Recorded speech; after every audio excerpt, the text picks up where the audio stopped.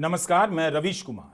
Pope Francis का निधन हो गया है, लेकिन जाते जाते चर्च की दरो दीवार को दुनिया के गरीबों और असहाय लोगों के लिए बहुत छोटी कर गए।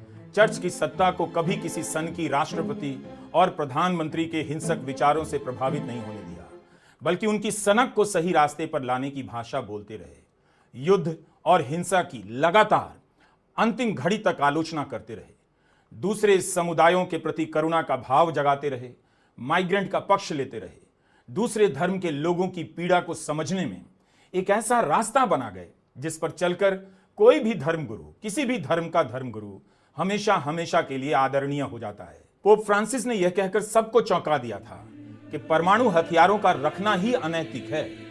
उनसे पहले अगर मगर के साथ परमाणु हथियारों के रखने को लेकर मान्यता दी जाती थी, लेकिन पोप फ्रांसिस ने पूरी तरह से इसे बदल दिया, ठुकरा दिया और कहा कि परमाणु हथियारों को रखना अनैतिक है।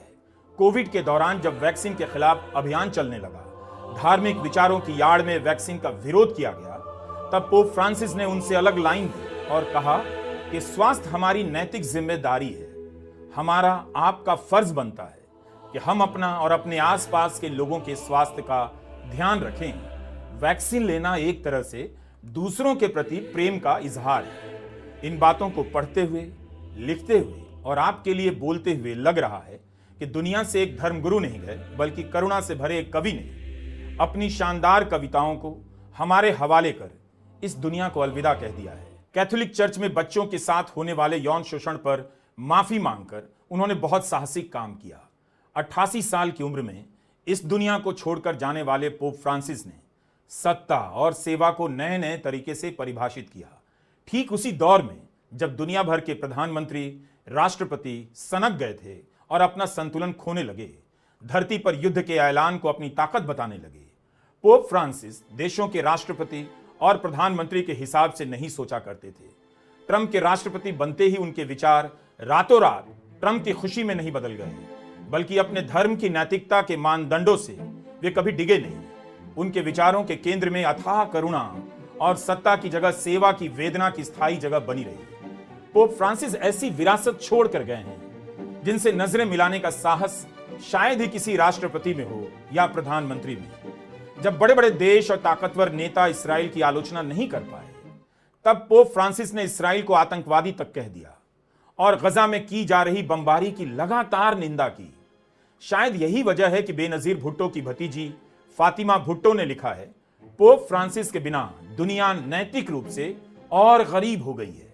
आखिरी सांस तक उन्होंने गजा के लिए आवाज उठाई और चर्च से कहा कि हर दिन गजा के लिए प्रार्थना होनी चाहिए। ईस्टर के अपने संबोधन में पोप फ्रांसिस ने कहा, धर्म की स्वतंत्रता, विचारों की स्वतंत्रता, अभिव्यक्ति की स्वतंत्रता और दूसरों के विचारों के प्रति सम्मान के बिना शांति नहीं हो सकती है।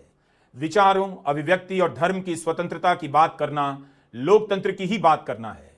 ईस्टर के दिन पोप फ्रांसिस ने केवल दर्शन दिए, लेकिन उनकी तरफ से जो संबोधन पढ़ा गया उसमें उन्होंने कहा कि इस अवसर पर मैं चाहूंगा कि हम सभी एक दूसरे में अपने भरोसे को मजबूत करें।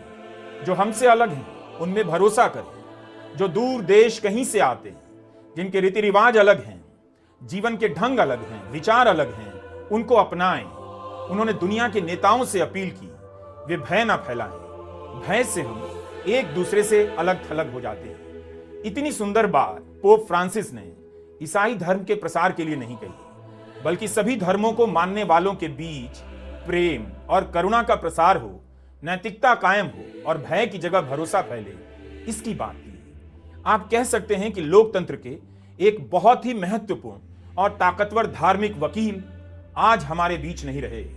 उन्होंने धर्म की नैतिकता को हमेशा सत्ता की रणनीति से अलग रखा, धर्म की सत्ता को भी चुनौती देते रहे।